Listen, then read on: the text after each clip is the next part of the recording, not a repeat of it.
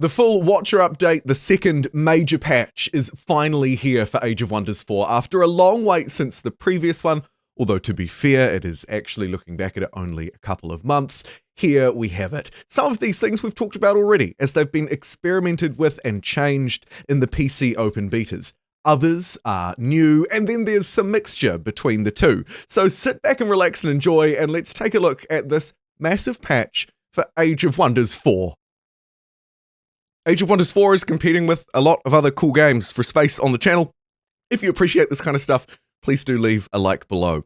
Firstly, though, I need to cover off some key things that they addressed in a very small but very important developer diary update at the start before we talk about the changes. Firstly, they say that some of the AI changes have also been implemented in this update, which is great.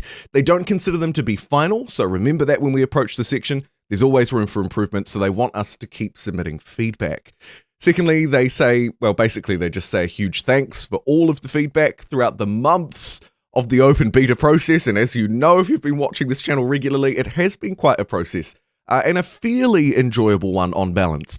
Now, crucially, they say that the next major patch, not that we're getting too far ahead of ourselves here, will be in Q4 of this year, so in the last 3 months, and like the Wyvern patch, Dragon Dawn combo, this will also be a free update, released closer to the time of the next Empires and Ashes expansion. And now, let's move on and talk about the key highlights of this massive update for Age of Wonders 4. Firstly, research costs and research scaling. This is something that we saw a couple of quite different iterations of over the last few months, including in different open betas and of course in the base game. The essential change that you need to be aware of is that instead of the tier of the skill determining the cost, the knowledge cost is now based on the amount of tomes you have collected so far. So once again, instead of the tier of the skill determining the cost, it's now the amount of tomes you've collected so far. Every new tome you unlock will have an increased cost, a knowledge cost, of skills compared to the tome before, regardless of what tier, the tome, or the skill is. The general knowledge cost of tome skills has increased, and as you can see on your screen, they've kind of laid out all of the different options here, starting off from your first tome, general research, culture research is 250, and it scales up from there, adding sort of incrementally a bit more and more, in kind of a staged approach. It starts by adding 200, then 3, then 4, 6, so on and so forth.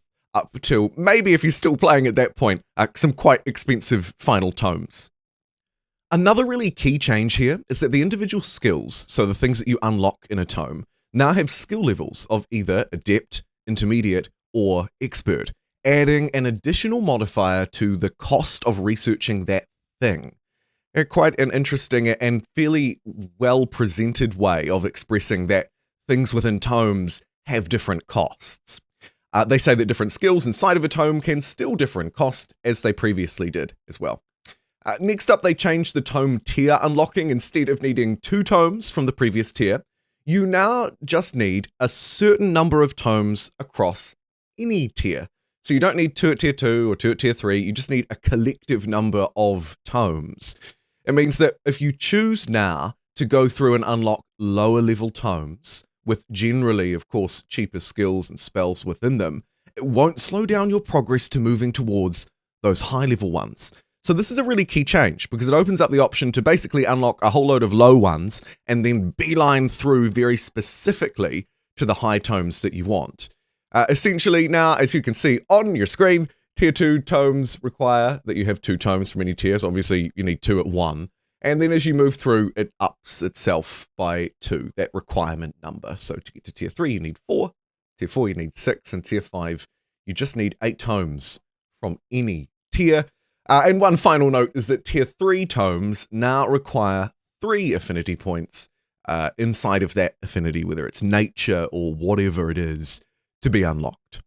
Next, we have the Magic Victory rework. This one remains, unlike the research, largely almost exclusively the same as it was in the open beta. I already have a dedicated video on my channel about this one, but the 30 seconds too long didn't read synopsis of all of this is that the magic victory condition now requires you to capture golden ancient wonders. Once you've selected your first tier 3 tome, you'll get a new spell called Bind Gold Ancient Wonder, a sustained world spell. You need to cast that spell on annexed golden ancient wonders, 3 of them in total. Then the Age of Affinity spell appears once you first unlock a tier 5 tome. This will, of course, give you a final spell that you'll cast that will then essentially trigger a period where you have to defend those golden ancient wonders on the map. I should also note, by the way, it's not always 3. The number required will scale based on the size of the map, so it will depend a little bit, and of course that information will always be available to you in-game where you check the quests up in the top left corner, so that's no trouble. The thing you need to know is that now you need to capture ancient wonders and hold them instead of building a heart, a root, and a seed of an affinity. Summoning spells, and casting has, generally speaking, been nerfed quite a bit in an attempt to tighten the rules around where units can be summoned, and actually just sort of the overall costs, ultimately restricting how many spells can be launched in a turn. Specifically, they've added a spell slot system that limits the number of spells that you or I can prepare without actually casting them. So you can't have a queue of just this huge number of spells ready to roll. It prevents the player from banking a lot of spells, casting them at once. Secondly, summoning spells can now only be targeted on hexes next to your city, so adjacent to your city, your ruler, or your heroes. So you need to have a hero nearby or a city, generally speaking, to cast a summoning spell. This used to be, of course, you could just cast it anywhere. Literally anywhere you like. You're summoning units right next to an enemy city, even if you weren't there, so long as you could see it. Now that's all changed, slightly restricted. I think, personally, by the way, that one is probably the most sensible. Not that the rest here are necessarily not sensible, but that one really does make a lot of sense to just sort of bring that power in just a little bit. They continue, though, along the summoning and casting changes by changing the starting casting points value. This one has actually increased from 30 to 45, so that's a 50% increase. So it's not all bad for the summoners and casters among us. I'm going to have to try again on this 4th point here. They've changed the casting point cost of combat spells to make it easier to cast higher tier spells, and have casting points left for other spells, and to make it so casting many low tier spells less free. I'm not sure quite what that last part is meant to mean. I mean, I could make a guess, but essentially I think the key takeaway here is that they've changed the casting point cost of combat spells specifically to make it easier to cast the higher tier ones and have points left over. And you can see just below a breakdown of those costs. Basically, the cheap ones have increased, and then the more expensive tier of combat spells have decreased. So everything's kind of coming a little bit closer to the center. Finally, on summoning and casting changes, several world map spells have been made more consistent, they say. They've had their damage or other effectiveness increased, while being slightly harder to cast repeatedly, making for fewer but more impactful actions. And that's a great way to summarize all of the changes within the summoning and casting section, really, isn't it? That one sentence is such a great synopsis. Effectiveness is increased while being slightly harder to cast repeatedly, making for fewer but more impactful actions. Nice. Let's move on to talking about map improvements.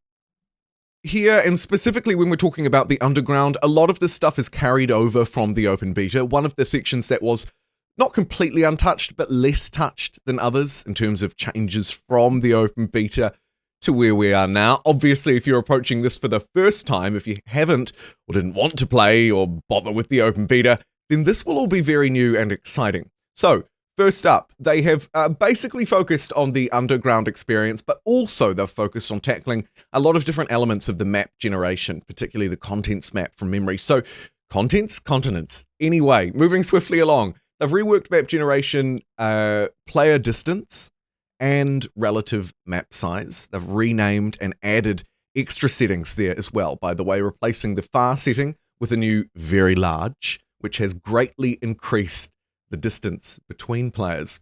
They've also added a large setting which has a map size in between that of medium and very large and gives players room to expand before meeting another player. So they've tinkered a bit around the edges and made it so that we can generally, if you want to, get much larger maps, or at least a little bit larger, I should say. They've added tooltips to better explain the provided experience of the map sizes and changed the continents generation, as I was saying earlier, to allow for more variety of maps. Basically, more small islands, more bodies of water, instead of generally just having one big lake and then some land. And then focusing down underground, the underground really has received quite a makeover to better take into account its positioning with the surface, and of course we can now reach through and connect to the surface. Cities can now annex provinces on the opposite layer through underground passages. Exploring an underground passage also will give you vision on both sides, and there's a map visual for when an underground passage I should say, is within owned territory. Excavating provinces is now also more valuable, by the way. There's a special effect shown on certain underground provinces that you can excavate. And if you manage to dig up something like a magical material, well, good news. Some of them, the ores specifically, will now only spawn underground. So 1 out of 3 of those magical categories is restricted to the underworld. And lastly, on map improvements, excavating no longer spawns a roaming stack of monsters. You can still spawn monsters, infestations, and guarded nodes, but no roaming monsters, those kind of civ-like barbarians. It'll just run at you. Instead, it'll spawn monsters with a purpose. And that brings the sort of map improvement key section behind us. There's one more key section to look at, and then, if we'd like to, we can step just a little bit more into the detail. However, I will link the full patch notes below because they are very long. There's a lot of things that I just wouldn't bother to mention because for most viewers, it'll generally not be relevant, but I will link them below as I say. And the final key highlight of the patch, or at least the one that the studio decided to highlight, was crossplay. Starting with the Watcher update, crossplay is fully enabled between all different platforms. It means that console and PC players can play multiplayer games together as long as their crossplay setting is enabled. How cool. They've enabled crossplay between Steam, GOG, Epic, PS5, Xbox, Series X and S, and Microsoft Store. Someone let me know in the comments below if you're playing on Microsoft Store. Is that... I'm actually a bit of a noob. I guess that is if you're playing on PC and you buy it from Microsoft instead of, say, using your Microsoft account to play Game Pass games, for example. I suppose that's what that means. Actually, maybe it's not that ridiculous. Moving swiftly along, they've added a crossplay setting to the online settings tab. And as you can see on your screen, there's lots of information about enabling it or disabling it. It's disabled, by the way, when you're playing with mods, so you can't sneak your mods through. Trophies can't be obtained in crossplay. A little bit of a bummer, maybe not the end of the world. Otherwise, everything fairly standard. And now we're going to look at 2 key detail areas that are worth drilling into, that we either haven't drilled into before or they're very relevant, like AI. Firstly, they've highlighted some general changes. They've improved the memory efficiency in the animation systems, so maybe a little boost for performance. They've also I'm just going to leave that in. I don't know why. They've also improved optimizations for tactical banners and images, so maybe a little bit of a performance boost there as well. They've increased the racial affinity points given by traits from race council events, those special events that can sometimes pop up. They'll grant you 1 affinity. Very useful. They now give +2, a nice change. And that's sort of really the general highlights that are worth looking at. Let's move through swiftly to talk about some of the key changes to AI as well, because I imagine most people are playing single player. This is going to be the thing that'll hit you the most. So my precious AI, what have you done? Well, firstly, AI world map behavior has changed. Mission generation and evaluation, first and foremost. The AI has been updated in 2 key ways. It's aggression when calculating the army power that's required to fight. and the AI's mission army calculation when targeting independents. Kind of interesting. They've also added survivability, damage modifiers, and increased the mission distance. Moving along to defense logic. Cities with walls no longer have the always defend flag for the AI, allowing additional units to be freed up for them to use. When under threat, though, the AI will defend accordingly. Thrown cities under siege will become a forced defense. That's a good thing. Seems an obvious. And they've changed how the AI takes siege durations into account when it attacks and defends. So it should be a little bit better at defending and make better use of troops when it doesn't need to be defending. In terms of its summoning logic, they've removed a limit on the AI that restricted summoning to when there is a combat nearby. Now the AI will summon units as soon as they are primed and ready to go, instead of sort of holding off. A little bit odd. They've also increased the research priority for units and summons for the AI, and increased the priorities of each summoned spell by tier of units they summon. And then quickly on some AI expansion updates before we move through to the literal changes to the difficulty levels in the game. They've implemented new free city expansion rules for the AI. When fully independent, they'll expand in a circular pattern. When they're a vassal, they'll pick the highest value location. And perhaps more importantly, there's a simple support now in the game to stop friendly or allied AIs from expanding towards the player's domain. So they'll be a little bit more clever about where they're going. They'll clear ancient wonders when they should, not in sort of stupid situations. They'll do it when it's within range of a city, ready to be annexed. And some of the other development rules have changed there too. But I'd like to jump through now and take a look at the AI economy updates, because the difficulty levels themselves effectively have changed here. On normal difficulty, as you can see, there's basically been increases across the board. Their mana income has increased multiplier by a little bit from 1 to 1.2, an even smaller increase to their knowledge income modifier, but they will still be earning just a bit more than base, and they've removed unit upkeep and unit cost discounts. So they've sort of balanced it out a little bit, taken with one hand, given with the other. On hard difficulty, the gold income modifier, the mana income, and the knowledge income modifiers all go up. The unit upkeep discount is reduced by half, but not removed. But the unit cost discount has been removed. So again, there's a pattern here of making units more expensive than they used to be, but providing the AI, in this case, not just with more mana and knowledge, but also with more gold to afford them and other things. And then finally, for the small portion of players out there who are playing on Brutal, you can expect all of those things to be the same, but scaled up, and they've also removed the unit stat bonus in this case. So again, similar changes. The AI will be making more money in yield, but its units will cost it more than they used to. In terms of how strong the AI will actually be, it now no longer always produces units, but tries simply to keep up with the strongest human in the game. On easy difficulty, it'll try and just keep up with you, and that scales right the way up to very hard, where it will try and be 100% stronger than you, twice as strong. There are, of course, a variety of other changes here, and I'll link, as I mentioned, the full patch notes below. Overall, the AI's seen a little bit of a glow up, with some tweaks behind the scenes to its modifiers on different difficulties. And that's the end of our highlights. Thanks for watching.